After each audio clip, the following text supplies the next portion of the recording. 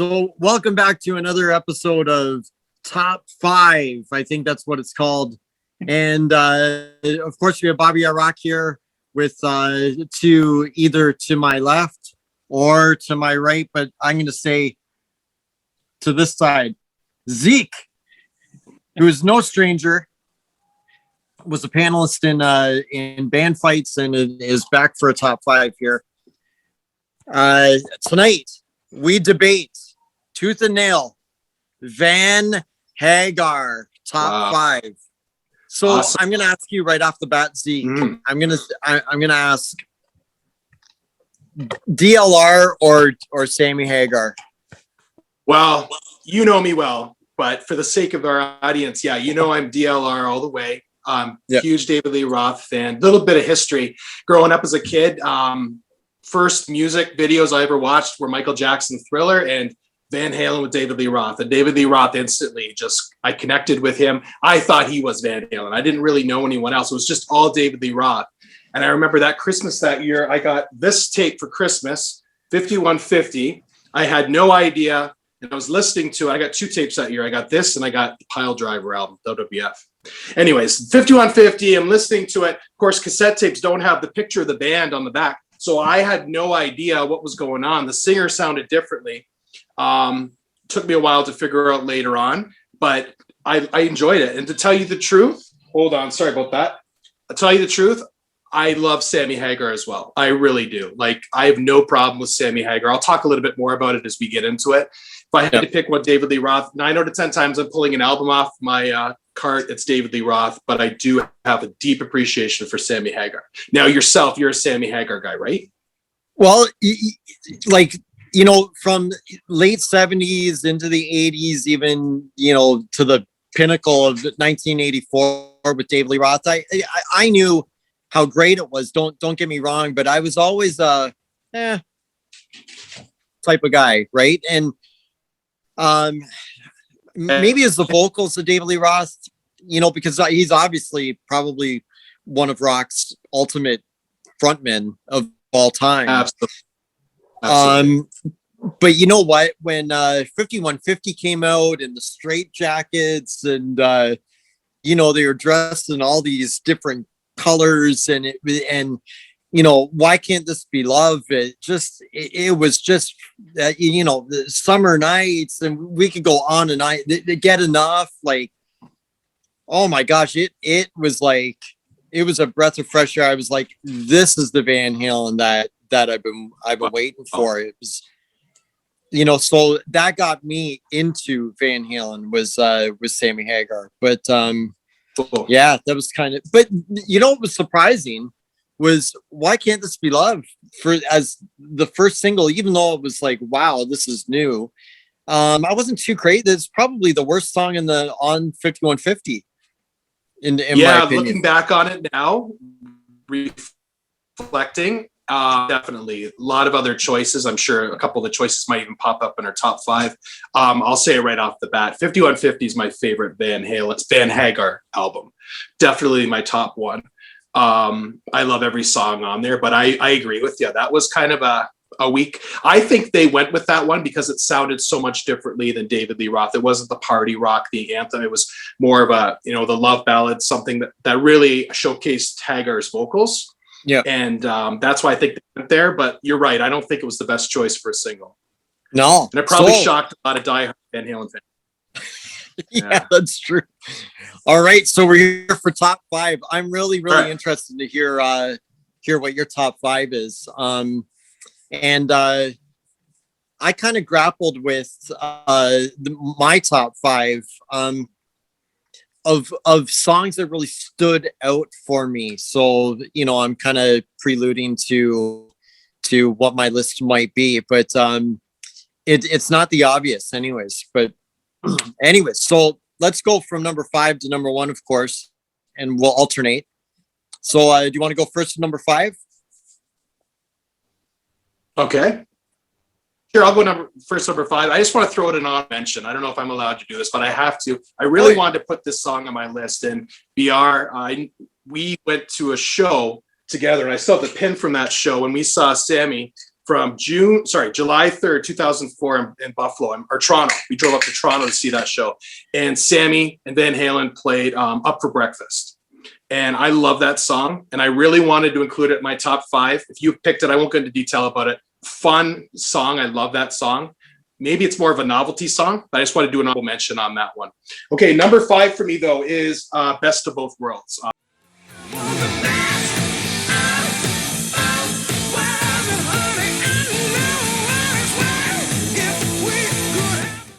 Off of 5150. Great song. I mean, that's probably a safe pick. One of the top songs on that album. For me, that song is really about Sammy joining Van Halen. He had the great solo career. He was established on his own. He joins this. He needed to change, though, and Eddie needed to change as well. And that's why they were a perfect fit.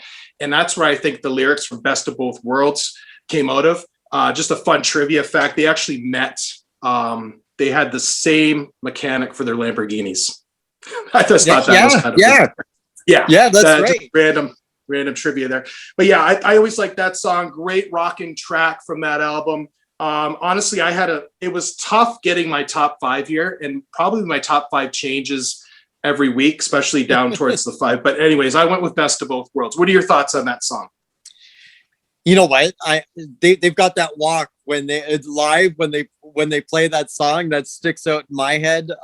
Yeah, I mean it's a great tune. Like and even as a singer, and this is why I appreciate Sammy so much, is any singer tries to even come close to singing Sammy Hagar songs, like solo or Van Halen. That guy's a monster. I mean, so talented. And that song is higher register all the way. Great vocals. Just it's such a great feel good tune. Really good number 5 pick. Awesome. What's yours?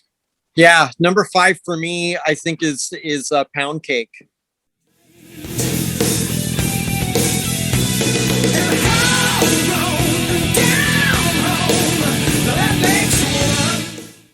You know, they've got the drill, and you know, again, like Eddie really doing something innovative, and it's such a punchy song. Like that for Unlawful Carnal Knowledge was kind of like it was kind of a departure, but I took it as, and that was one song that just really stood out for me and is one of my top 5.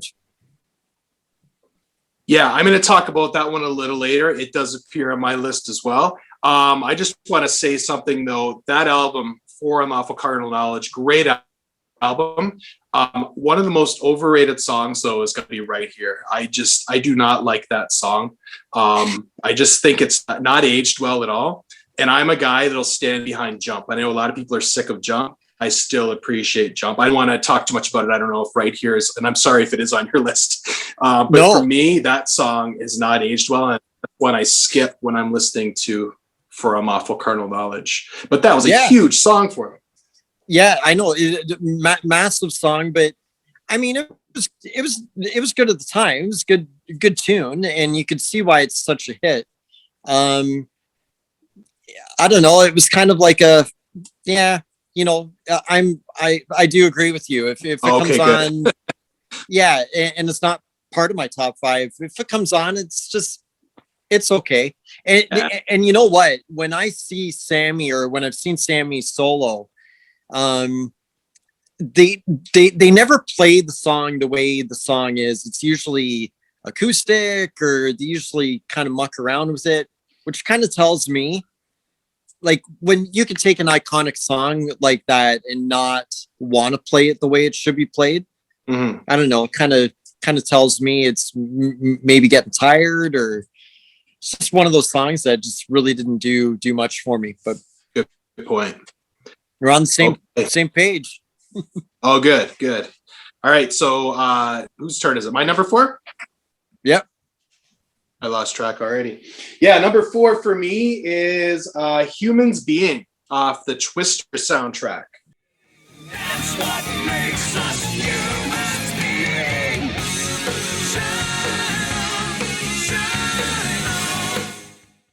Such a cool story. So it's funny because when this song came out, it was really around the time where Sammy and Eddie started moving apart from each other. And actually, this is the last song they did together. At the time, Sammy's wife was pregnant, and they had just done the Balance tour. Balance is my least favorite Van Halen, Van Hagar album, by the way. Just throw that in there. I won't spoil it. But anyways, so they but money talks. And they were offered a lot of money to do the music for Twister, like 2 songs to do. They killed it with this song, Humans Being. Just instantly, I love this song, and I'm so glad they were able to get together to do it. Just to think that it almost didn't happen. Heavy song, and a lot of it has to be owed to Alex Van Halen. Just awesome on that track. Oh yeah, and most songs common theme too, and it's just Michael Anthony. His background vocals just make any Van Halen song soar. I love Michael Anthony's work. But anyways, Humans Being from 1996, the Twister soundtrack. That's my number 4. Wow, that's a great pick. let's just leave it at that. Okay, I had a feeling that one would show up in yours as well. Yeah, cool. Yeah, my number 4, I've got to go with Don't Tell Me What Love Can Do.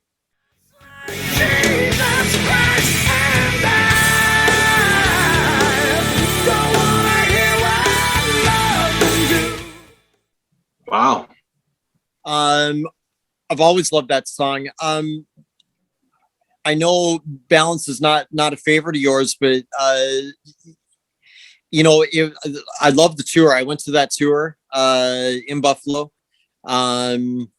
Yeah, I mean that song was a little bit of a heavier tune than what I was used to hearing with Sammy.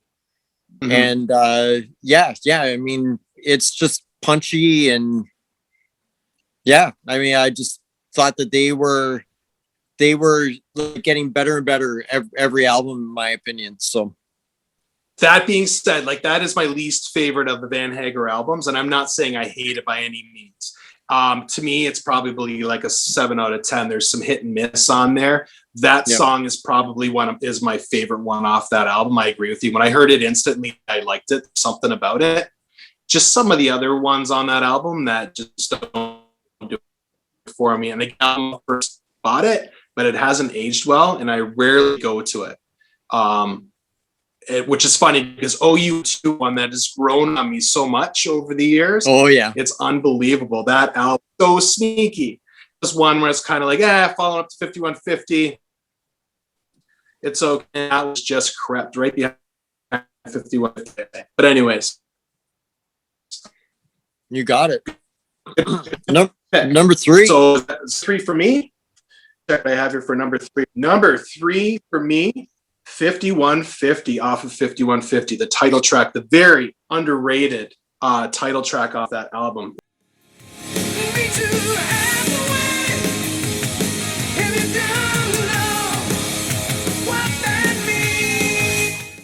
Love that song. Shows up right at the end.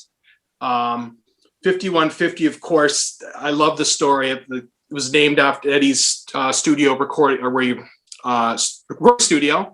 1983, and he had heard that 5150 off the police code, which means something to name the recording studio after that. I always love that story. And that song too, and Sammy Hagar wrote the lyrics for it. He dedicated that title of that song to the recording studio and to Eddie. But I also think a lot of that song has to do with, again, the relationship between David Lee Roth and Van Halen. Maybe I'm reading too much into it, but just one for you, never one for, us. And just, you're always doing your own thing. Why aren't you with the group? Creating a lot of traction because he was out on his own. He's on the zines. I said, I first thought he was Van Halen. I was always seeing David Lee Roth's face. And I think in a lot of ways, he wasn't ready to move forward with the band like Eddie was. So I don't know, that the lyrics really stand out to me. And the way it changes throughout, it's unpredictable when you listen to it. It just moves around. And it's not one that gets its due on that album. So that's my number 3 pick. No, and you know what? That's a great tune. Just even production wise, that whole album 5150 is just out of this world. I mean, it's and that song is definitely a highlight of the whole album. They saved the one of the best for last for sure. All right, I'm going to move on to number 3 for me. For sure. It's a song called "It's About Time."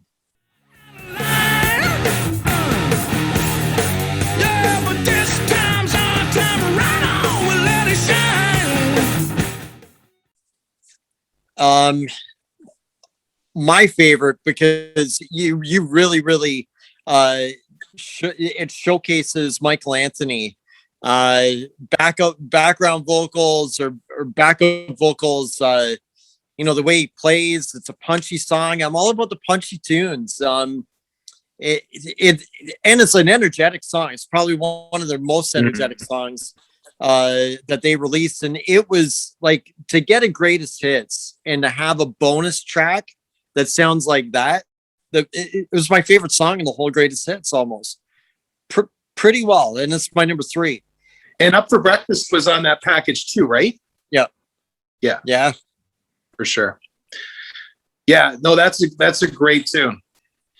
Yeah, that song was just, it was really refreshing to hear that song. And I think at that time they hadn't released new music in a few years. If I'm not mistaken. So to hear a song like that as a bonus track, it was just amazing. Yeah, that was that weird time where they left Sammy, they went to David Lee Roth, and they released the greatest hits there, and they released the 2 David Lee Roth songs, which were awesome. And then they went back to Sammy. It was really weird. And then they cut Sammy again and got with Gary Cherone. But no, good tune. I definitely like that song as well. And I was really impressed that they had 2 great new songs, and it just had you wanting more. Like, give me a full album of this, right? And another good tune they did live when we saw them do their greatest hits. That was another great song. So absolutely awesome. Yep, that was my number 3. All right, so number 2. This is my probably underrated gem. This might shock you. This might shock anyone listening right now. But this is a song that it just keeps growing on me, and I just absolutely love it. It's from OU812, Mine All Mine, the lead track from that album.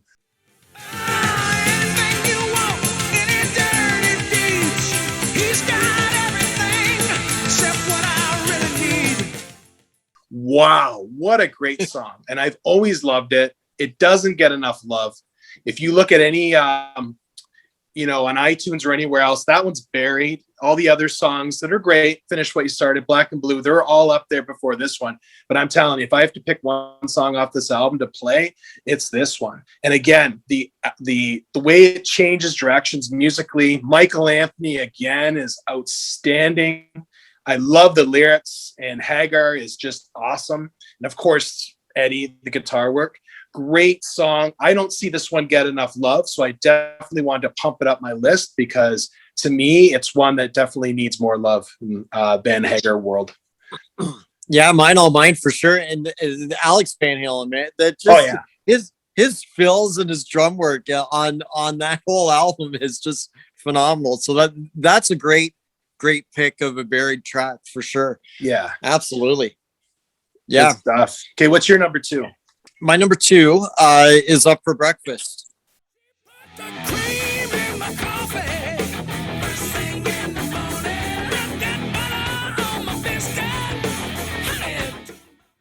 Yeah, it's nice. It's like right up there from that's a song that's on my playlist like that. I want to hear that song. That just gets you pumped up. The lyrics, the tongue-in-cheek lyrics, are just phenomenal. And it gets you hungry. Come on. Yeah, it is fun. I know we're Sammy Hagar right now, but this is a song that would have totally belonged in the DLR David Lee Roth era. I can see David Lee Roth doing it. He never would, but Sammy does it justice. He's great. I almost wish now I did put it in the list. I just felt, I don't know. I felt it was almost like a novelty song, but you know what? I love that song and I do play it often. So I'm glad that you're giving it love and you popped it up to number 2. That's pretty cool. I respect that a lot. Great. Like you said, great song. And the lyrics are kind of silly and fun, but that's rock and roll. So, right? Yeah. Awesome. You got it. All right. Drum roll. Number 1. Well, it's probably, people can guess because it's one that you picked as well. And it's Pound Cake.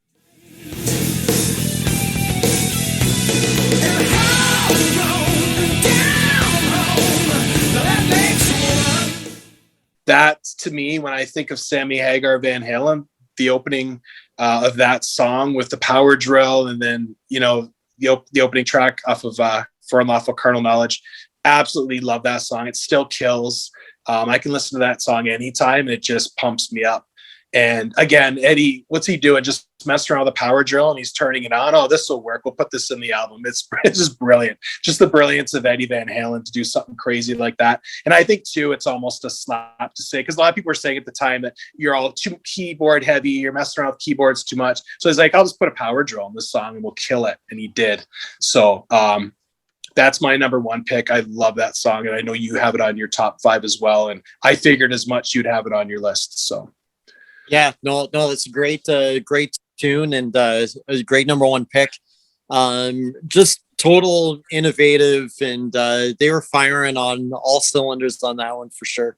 Mm-hmm. All right, number 1 for me, and I didn't even have to think twice. I know it's on your list as well. It was always a song that I don't know, like I've played it over and over and over again. I wish it was on an album. It impacted me just in the way of like, you don't hear songs like this come around every day. And this song is Humans Being. That's what makes us humans being.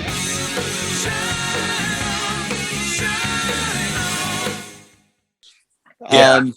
Man, it's just it like hits you right in the gut. I tell you. So it's it is, in my opinion, Van Hagar at its complete best. Yeah, great pick. It is such an awesome song. And again, I don't know if it gets as much love anymore. Like I know it was number 1 at the time. I don't hear it too often. Maybe I don't know, but it definitely needs more love. That is such a great song. And again, it's just funny that almost didn't happen. It's like, go write a song for this Twister movie. It's about a tornado. And then they come up with this awesome song. I agree with you. It has everything you want and it's aged really very well. I can listen to that anytime and it's just rocking. I love it. Great song. Great pick. See, so I had five songs that I could have picked from over the course of what, four albums? Yeah. Right. And yeah, 3 of my 5 weren't even on one of those 4 albums. And like, I don't know, like I was thinking, like, why is that? And I love all 4 albums as albums. But the songs don't really, like, individual songs don't really, like, I like them as a package. When I want to throw on like 5150 or OU812, it's like I want to hear the package. Whereas those 3 songs that didn't end up on albums, they had the most impact on me. And maybe it's because it was like, hey, you know, there was no pressure.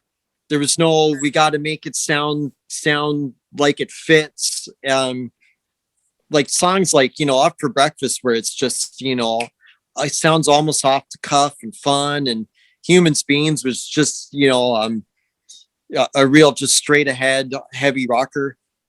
I don't know. Maybe it's just that free flowing spirit they had. I think it is. It's almost like back in the day when they used to release like bands like the Stones or whatever. They'd release like a single and it was not on the album. It was just, here's a single. And they put all that work, like you said, the energy and the flow. Like going to David Lee Roth when they did Me Wise Magic, which I absolutely love that song. Again, I do too. Hits album here. And I was like, wow, incredible. So it's almost like, yeah, they put all that energy and, like you said, flow, freedom into a couple, like a song. It's almost like a single, pop it out, and it leaves you hungry for more. And yeah, maybe it's something about putting the whole album. I don't know. It's funny because I know they started taking a lot of time after the Balance album before they released any other album. I know Eddie's health was failing and he had his demons and things, but no, I thought that was interesting though, that you picked 3, and though I can't argue, those songs are awesome songs, but all off of greatest hits and soundtracks. That's interesting. Now, what is your favorite Sammy Hagar album overall? Is it 5150 or? Yeah, my favorite one is 5150. Okay. With OU 812 is a close second. Okay, cool. But I like all the different albums for all different reasons too. Mm-hmm. So, and that was my problem with trying to pick 5 individual songs, because when I looked at the albums, I was like, oh, I love Get Up. Oh, but you know what? I love Summer Nights too. Oh, yeah. But I love this song. And it was hard to pick an individual song, but yeah, I would say 5150 is my favorite as far as a full album goes. And OU 812, like you said, it grows on you. The more you hear it, the more the cooler it is. That's so cool that you feel the same way about that. Yeah, I almost cheated and did Cabo Wabo and Summer Night together because those songs just go hand in hand for me, and I love those songs. It was hard getting down to 5. It was really difficult. And Best of Both Worlds, just at the time, I'm like, I'm going with this one for my 5. But yeah, not easy. All right, so an interesting debate. It wasn't really a debate because we pretty well agreed with whatever we were saying, especially in our top 5s.